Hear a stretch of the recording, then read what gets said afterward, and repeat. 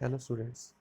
So as you all know that we are discussing about economics of +1 and +2 commerce, and this is my revision session of microeconomics chapter first part first. Okay, so अभी मैं आपको नए chapters ना करवा के जितने भी chapters आपको करवाए हैं उनके रिवीजन क्लास चलेगी। ठीक है, तो ये चैप्टर फर्स्ट का माइक्रो इकोनॉमिक्स का पार्ट फर्स्ट है जिसका रिवीजन आज हम लोग करेंगे। ठीक है, तो आइए शुरू करते हैं। तो सबसे पहला जो मेरा पॉइंट है which is to be discussed now is that what is economics is about. As you all know that we have just started our reason classes right now, so first of all we should understand what is the basic meaning of economics or what is economics is all about. Okay, जो हम पढ़ने वाले हैं वो subjects का subject matter क्या है, उस सब्जेक्ट में हम क्या क्या पढ़ते हैं, उस सब्जेक्ट के अंदर क्या क्या नई नई चीज़ें हमें पढ़ने को मिलेंगी, कौन कौन सी चीज़ें हम लोग टैकल करने वाले हैं, क्या क्या कौन कौन सी प्रॉब्लम्स हैं जो हमें आएंगी। तो उन सबको अच्छे से पढ़ने के लिए सबसे पहले हमें ये पता होना चाहिए कि हम जो सब्जेक्ट पढ़ रहे हैं उसका मतलब क्या होता है और उसकी ओरिजिन कहाँ है, उसकी रूट्स कौन सी हैं। जब हमें वो पता चल जाएंगे तो हम लोग इकोनॉमिक्स को अच्छे से पढ़ पाएंगे।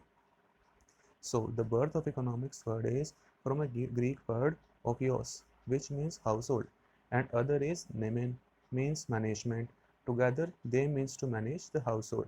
देखिए, इकोनॉमिक्स जो एक वर्ड है, इंग्लिश का वर्ड है, ठीक है, इसका जो ओरिजिन है, इसके जो रूट्स हैं वो ग्रीक लैंग्वेज के अंदर ओकियोस नोमेन नाम से एक वर्ड है जिसका मतलब होता है how to manage household. ठीक है, तो इकोनॉमिक्स का जो ओरिजिन है उसका मतलब ये है कि हाउस होल्ड का मैनेजमेंट कैसे किया जाए। एक इकोनॉमी के अंदर बहुत सारे हाउसेज हैं, पर्टिकुलर हाउसेस के बीच में पर्टिकुलर हाउस जो है उसके वो कैसे अपने रिसोर्सेज को मैनेज करे, अपने आप को रन करने के लिए कोई एक हाउस होल्ड है, हाउस होल्ड के कुछ पर्सनस हैं, वो कैसे अपने आप को मैनेज करें कि जितने भी रिसोर्सेज उनके पास हैं उनसे उनकी जो डेली रूटीन की लाइफ है वो फ्लुएंटली स्मूथली रन होती रहे। ठीक है, तो ये जो वर्ड आया है ये वहाँ से आया है। ठीक है, उसके बाद फर्स्ट पॉइंट देखिए, as we all know that human wants are unlimited and resources which are available for satisfying wants are unlimited। जैसा कि हम जानते हैं कि ह्यूमन की जो वॉन्ट्स हैं, ह्यूमन की जो डिज़ायर्स हैं वो तो अनलिमिटेड है। आपकी मेरी जितने भी पर्सन की इकोनॉमी में रहते हैं उनकी जितने भी वॉन्ट्स हैं वो अनलिमिटेड है और चेंजेबल हैं, वक्त के साथ चेंज होती जाती है, लेकिन उनको फुलफ़िल करने के लिए रिसोर्सेज तो उतना ही है ना। सपोज़ कीजिए आज से अगर मैं 50 ईयर पहले की 50 साल पहले की बात करूँ तो हमारे जितने भी एंसेस्टर्स थे उनकी भी कुछ वॉन्ट्स थी, कुछ डिज़ायर्स थी, लेकिन वो लिमिटेड थी। अब with the passage of time, time के साथ बीतते बीतते आज हम लोग 2020 के अंदर हैं, तो हमारी जो डिज़ायर्स हैं, हमारी जो विशेज़ हैं वो उनसे काफ़ी मल्टीपल हो गई हैं। लेकिन इकोनॉमी के अंदर रिसोर्सेज तो आज भी उतने ही है ना। रिसोर्सेज कहाँ पे होते हैं, या तो अर्थ के ऊपर होते हैं, या अबव द अर्थ सरफेस होते हैं, या बिलो द अर्थ क्रस्ट होते हैं, इनर द अर्थ क्रस्ट होते हैं। वो तो आज भी उतना ही है जितने 50 साल पहले थे, लेकिन with the passage of time resources तो उतना ही है, लेकिन उन रिसोर्सेज से फुलफ़िल की जाने वाली जो वांट्स हैं, जो डिज़ायर्स हैं, वो बहुत वास्ट हो गई हैं, वो बहुत अनलिमिटेड हो गई हैं। तो उन अनलिमिटेड वांट्स को उन लिमिटेड रिसोर्सेज से कैसे फुलफ़िल किया जाए, ये मेरी इकोनॉमिक्स की मेन प्रॉब्लम है। भाई हम लोग इकोनॉमिक्स में यही तो पढ़ते हैं कि इकोनॉमिक्स का मतलब होता है कि एक इकोनॉमी के अंदर या एक कंट्री के अंदर जो रिसोर्सेज अवेलेबल हैं वो तो बहुत लिमिटेड है, लेकिन वांट्स जो हैं, जो डिज़ायर्स हैं, जितनी भी विशेज़ हैं वो बहुत अनलिमिटेड हैं। तो अनलिमिटेड वांट्स या विशेज़ को लिमिटेड रिसोर्सेज से कैसे फुलफ़िल किया जाए, ये मेरा इकोनॉमिक्स का फर्स्ट सब्जेक्ट मैटर है। सबसे पहले इकोनॉमिक्स में यही चीज़ पढ़ते हैं। ठीक है, दूसरा पॉइंट मेरा आता है now how to satisfy the unlimited wants of human from limited resources so that all the wishes of individual got satisfied and no one remain unsatisfied is the core matter of study in economics। as I have just told you that economics के अंदर जितने भी resources होते हैं, एक economy में जितने भी रिसोर्सेज हैं वो तो लिमिटेड है, और इंडिविजुअल हैं उनकी population day by day increase होती जा रही है। तो डे बाय डे उनकी पॉपुलेशन भी इंक्रीज़ हो रही है, वो जिन जिन कमोडिटीज़ की डिमांड करते हैं उनकी डिमांड भी धीरे धीरे बढ़ती जा रही है। उस डिमांड को कैसे सेटिस्फाई किया जाए। एक अच्छी इकोनॉमी, एक बेटर इकोनॉमी, एक बेटर कंट्रोल्ड इकोनॉमी उसे कहते हैं जहाँ पे जितने भी रिसोर्सेज उस कंट्री के पास हैं, from that given resources economy के जितने भी पीपल्स हैं, जितने भी पर्सनस हैं, उन सबकी वांट्स अच्छे से फुलफिल हो रही है। अगर सभी पर्सनस की वांट्स जो हैं फुलफिल हो रही हैं, सभी पर्सन सेटिस्फाइड हैं इकोनॉमी के, then that economy is termed as ideal economy. अगर ऐसा नहीं है तो इकोनॉमी आइडियल नहीं है। तो हमें क्या करना है, हमें आइडियल सिचुएशन से निकल के मतलब आइडियल सिचुएशन में जाना है, ठीक है। तो आइडियल सिचुएशन में रहने के लिए तो यही होना चाहिए ना कि जितने भी इंडिविजुअल हैं उनकी वांट्स को सेटिस्फाई किया जाए। तो ये मेरा सब्जेक्ट मैटर है इकोनॉमिक्स का। तो कोई भी पर्सन ऐसा नहीं रहे जो जिसकी फिशेस हैं, जिसकी जो वांट्स हैं वो रिमेन अनसेटिस्फाइड रह जाएं, ठीक है। अब मेरा पॉइंट आता है, now how to satisfy the unlimited wants from limited resources is the central problem of economy. यही इकोनॉमी का सब्जेक्ट मैटर है, ठीक है। इसके बाद मेरे फर्स्ट पॉइंट में कुछ टर्मिनोलॉजीज, कुछ टर्म्स आई हैं इकोनॉमिक्स के फर्स्ट चैप्टर में, उन टर्म्स को देख लेते हैं। सबसे पहले जो मेरी टर्म आई है यहाँ पे वो है स्कैरसिटी। देखिए, ये जो भी मैं एक दो टर्म्स आपको आगे बताने वाला हूँ, ये टर्म्स ऐसी हैं जिनकी मीनिंग है वो बहुत ही वास्ट है, जिन्हें समझना एक इकोनॉमिक्स पढ़ने वाले स्टूडेंट्स के लिए उतना ही ज़रूरी है जितना कि बाकी सब्जेक्ट्स के लिए, ठीक है। तो फर्स्ट पॉइंट है वो है मेरा स्केर्सिटी। एक स्केर्सिटी का मतलब ये होता है कि किसी भी चीज़ की लिमिटेडनेस, कोई भी ऐसी चीज़ है, कोई भी ऐसा रिसोर्स है जो कि लिमिटेड है। अब लिमिटेड है in relation to its demand. अगर कोई एक ऐसा रिसोर्स है जिसकी डिमांड तो बहुत ज़्यादा है लेकिन उसकी सप्लाई शॉर्ट है, तो क्या होगा? अगर कोई ऐसी सिचुएशन आएगी जब किसी कमोडिटी की डिमांड तो बहुत ज़्यादा है लेकिन उसकी सप्लाई कम है, तो कई लोग ऐसे होंगे जिनकी डिमांड अनसेटिस्फाइड रह जाएगी और कुछ ऐसे होंगे जिनकी डिमांड सेटिस्फाई हो जाएगी। तो ये जो सिचुएशन होती है, इसी सिचुएशन को बोलते हैं स्केर्सिटी।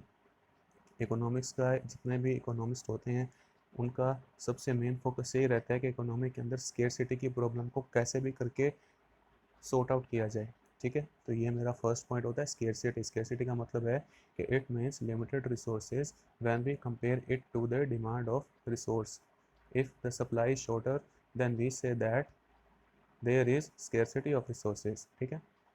सेकंड जो मेरी प्रॉब्लम है, जो सेकंड मेरा जो अनदर इंपॉर्टेंट है वो है अनदर को term is choice, because there are many choices and to again to fulfil those choices we have limited resources. कि हमारे पास जितनी भी चॉइस है इकोनॉमी के अंदर वो तो बहुत ज़्यादा है, हर पर्सन की अलग अलग चॉइसेस हैं। अब उनमें से भी हमें चूज़ करना है कि कौन सी चॉइसेस को पहले सेटिस्फाई करना है, कौन सी चॉइसेस को बाद में सेटिस्फाई करना है। हर इकोनॉमिक्स के अंदर हर पर्सन की अलग अलग प्रायोरिटीज़ होती हैं और उन्हें उनकी प्रायोरिटीज़ के अकॉर्डिंग अरेंज करके कैसे किसकी वांट्स को पहले सेटिस्फाई करना है, किसकी वांट्स को बाद में सेटिस्फाई करना है, कौन सी विश जो है जो प्रायोरिटी बेसिस पे पहले फुलफिल की जानी चाहिए, कौन सी ऐसी विशेज़ हैं जो बाद के लिए छोड़ी जा सकती हैं। वो सारी प्रॉब्लम्स जो आती है वो आती है इस वर्ड में, चॉइस में। तो चॉइस का मतलब यही है। अब थर्ड पॉइंट जो मेरा है वो कहता है the essential of all the matter is that from limited resources how to fulfil the vast demand of every human wants, how to manage the resources for satisfaction of their wants is the core element, is the subject matter of economics, okay। So अब एक highlighted point है आपके सामने, इसका मतलब है so if one ask the subject matter of the economics then it can be said that there are many choices, there are vast choices and wants। Now how to satisfy all the wishes of all the individual is the subject matter of economics। subject matter economics का जो basic मतलब है, economics में हम जो चीज़ पढ़ते हैं वो चीज़ यही है कि कैसे लोगों की अनलिमिटेड वांट्स को लिमिटेड रिसोर्सेज से फुलफिल किया जाए, ठीक है। अब एक इम्पॉर्टेंट डेफिनेशन आती है जो एक इम्पॉर्टेंट इकोनॉमिस्ट ने दी थी अपने टाइम में, ठीक है। तो इम्पॉर्टेंट डेफिनेशन ये है कि economics is a science of human behaviour. कि ह्यूमन, हर पर्सन, जितने भी ह्यूमन हैं उनका बिहेवियर अलग अलग है, अलग अलग बिहेवियरिस्टिक के पर्सनस हैं। Concern with the allocation scarce means in such a manner that consumer can maximise their satisfaction. उनको ऐसे अलोकेट करना है स्केयर रिसोर्सेज को, ऐसे यूटिलाइज करना है कि जितने भी सेटिस्फैक्शन है कंज्यूमर्स की वो फुलफिल होनी चाहिए। Plus maximise their satisfaction and producer can maximise their profit. एक इकोनॉमिक्स के अंदर एक तरफ तो कंज्यूमर्स होते हैं और दूसरी तरफ प्रोड्यूसर्स होते हैं। ये मेन तो दो ही एलिमेंट है कि इकोनॉमी के, कि जितने भी प्रोड्यूसर्स हैं वो गुड एंड सर्विसेज का प्रोडक्शन करके उनको सेल करते हैं कंज्यूमर्स को। तो प्रोड्यूसर्स को भी गुड एंड सर्विसेज सेल करने के बाद उनका प्रॉफिट भी तो मैक्सिमम होना चाहिए ना, इसी प्रॉफिट के लिए तो वो लोग प्रोडक्शन कर रहे हैं। और दूसरी तरफ जो कंज्यूमर हैं, जो गुड एंड सर्विसेज का कंजम्पशन कर रहे हैं, वो इसीलिए कर रहे हैं कि उनके कंजम्पशन करने के बाद उन्हें जो उससे यूटिलिटी मिलती है, उनसे जो उनका सेटिस्फेक्शन मिलता है वो मैक्सिमम रहे। तो इन दोनों सिचुएशंस को, इन दोनों वेरिएबल्स को एक साथ हैंडल करना, और अगर इन दोनों वेरिएबल्स को एक साथ हैंडल किया जाएगा so that the society can maximise its social welfare. इस सोसाइटी का जो वेलफेयर है, सोशल वेलफेयर है, वो मैक्सिमाइज हो जाएगा। ठीक है। तो ये मेरा आज चैप्टर फर्स्ट माइक्रो इकोनॉमिक्स जो +1 में लगती है उसका आज फर्स्ट पार्ट है ये। आगे के पार्ट हम लोग धीरे धीरे डिस्कस करेंगे। जैसा कि I have told you that ये रिवीजन क्लास है, तो आज के लिए ये फर्स्ट सेशन के लिए इतना ही। बाकी का हम लोग स्टडी करेंगे हमारी नेक्स्ट क्लास में, ठीक है। Till that thank you and have a nice day.